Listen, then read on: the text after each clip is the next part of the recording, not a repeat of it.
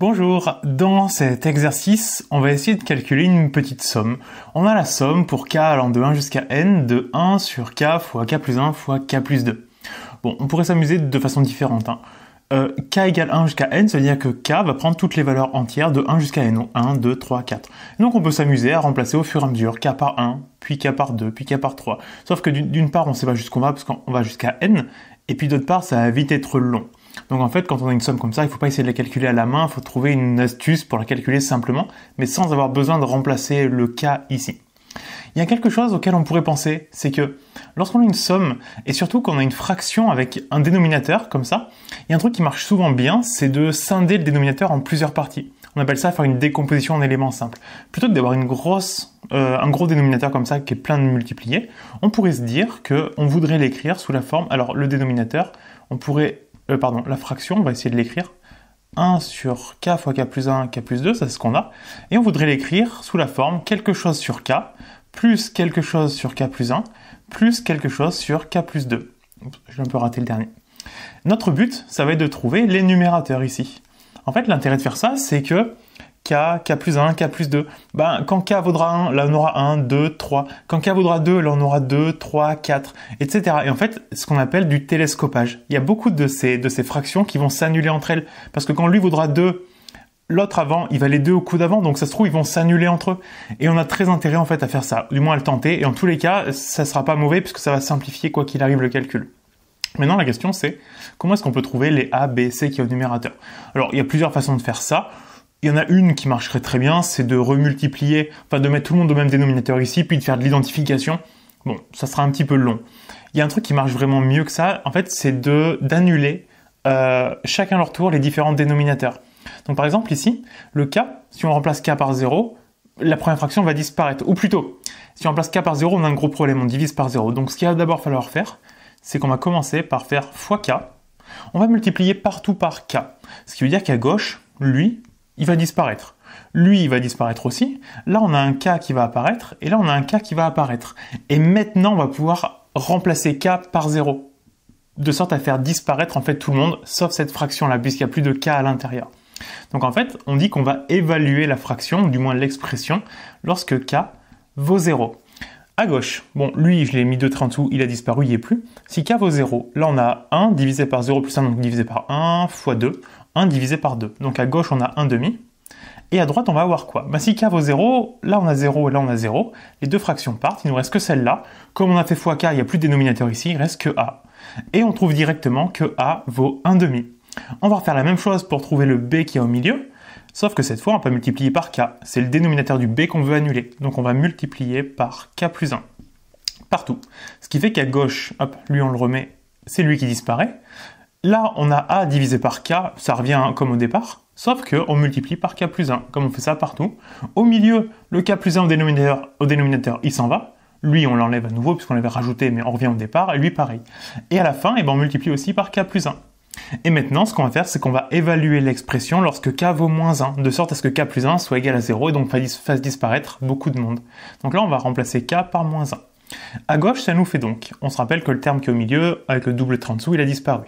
On a donc k qui vaut moins 1, donc on a moins 1 fois moins 1 plus 2. Moins 1 plus 2, ça fait 1. 1 fois moins 1, ça fait moins 1. Donc à gauche, on a 1 sur moins 1, qui fait moins 1. Et puis à droite, on va avoir, alors k plus 1 ici, ça va disparaître, k plus 1 ici, ça va disparaître. On aura donc seulement l'expression au milieu, le b. Et puis comme le k plus 1 du dénominateur a disparu, il nous reste que b. Et donc on trouve b égale moins 1. Et pour trouver le petit c, on va faire exactement la même chose. On va faire fois le dénominateur du c, donc k plus 2, et on va évaluer le tout en k égale moins 2, de sorte à ce que le k plus 2 soit égal à 0. Alors je pense que vous avez compris comment ça marchait. Les deux fractions ici, elles vont disparaître, parce qu'on va les multiplier par k plus 2 qui vaudra 0.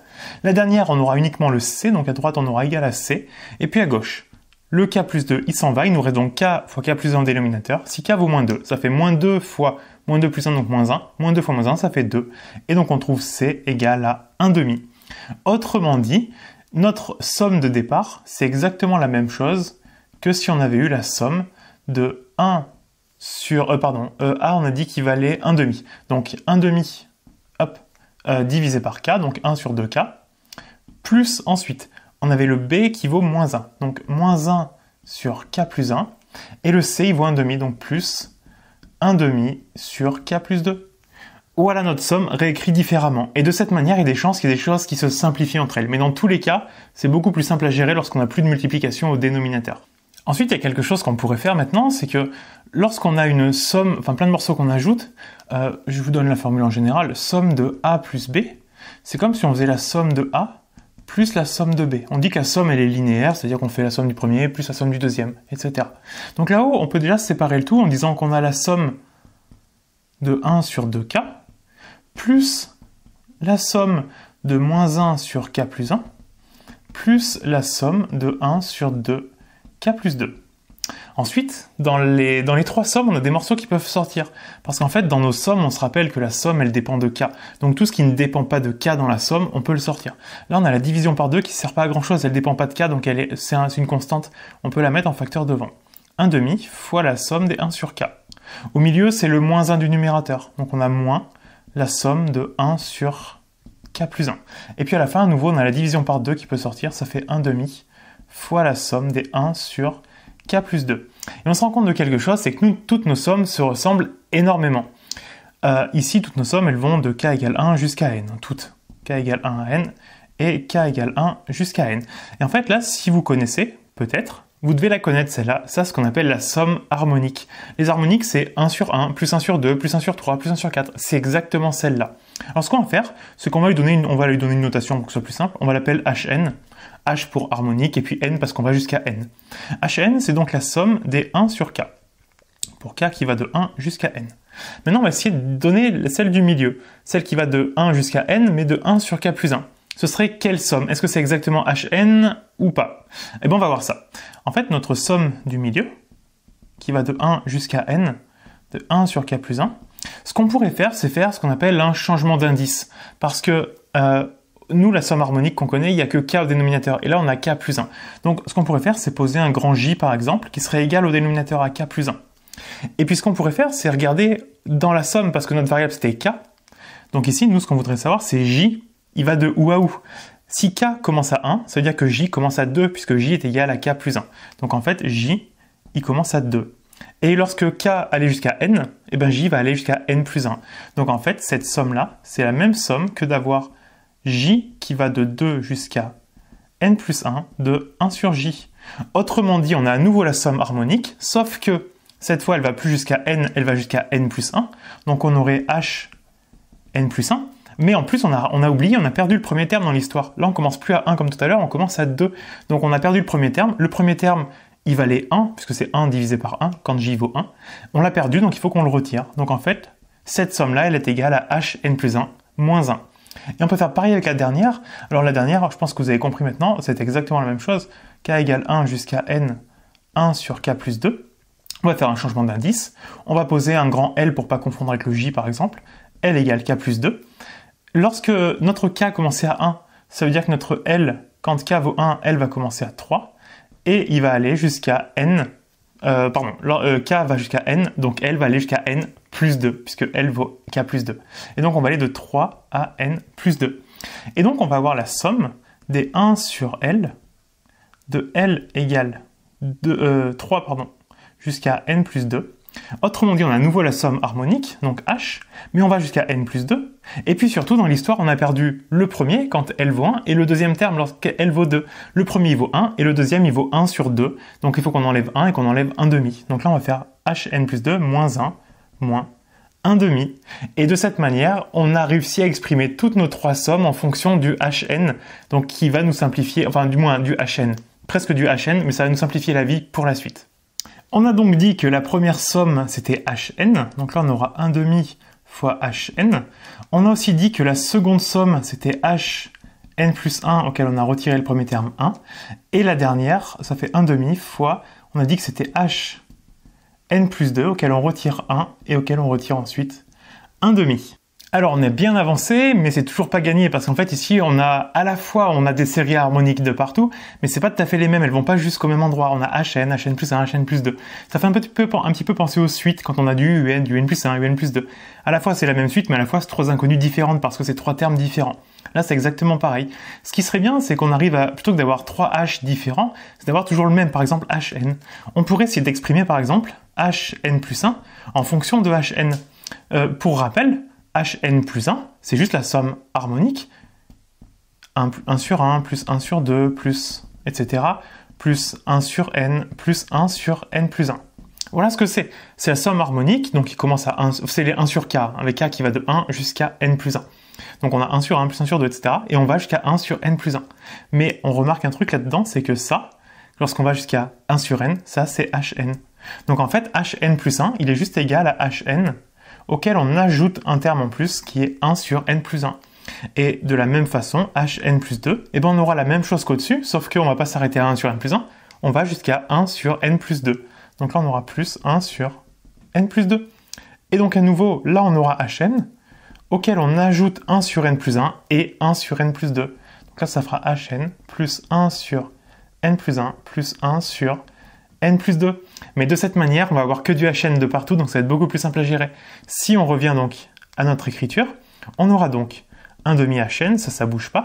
Par contre, l'autre au milieu, hn plus 1, on vient de dire qu'il était égal à hn plus 1 sur n plus 1. Tout ça, on avait le moins 1. Et à côté, ici, on a le 1 demi.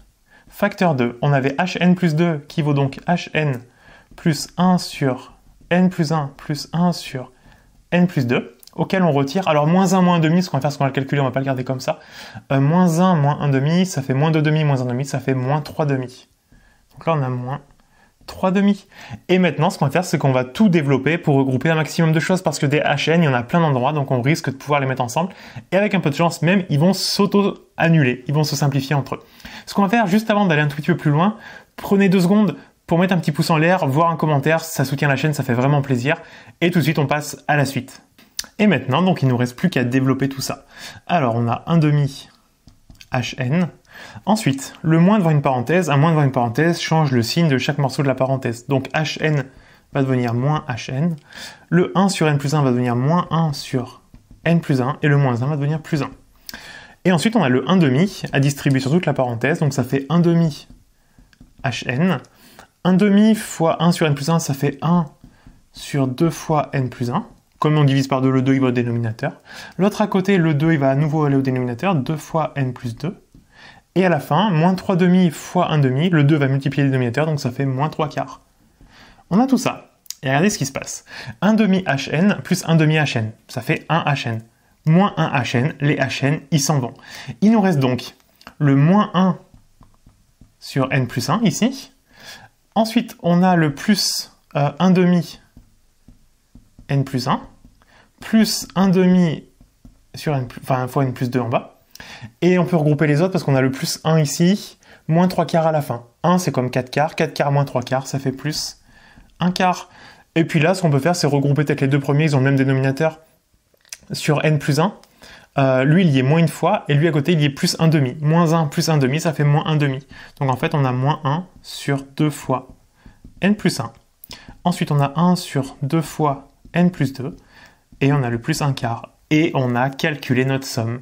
Voilà, j'espère que ça vous a plu. C'est une technique qui marche vraiment bien quand on a des sommes de fractions comme ça. Du moins, quand il y a une grosse fraction, c'est la décomposer en éléments simples. Faire plusieurs petites fractions, les gérer chacune leur tour, et croiser les doigts pour que ça simplifie pas mal. Dites-moi en commentaire si ça vous a plu, et moi je vous dis à bientôt pour une prochaine vidéo.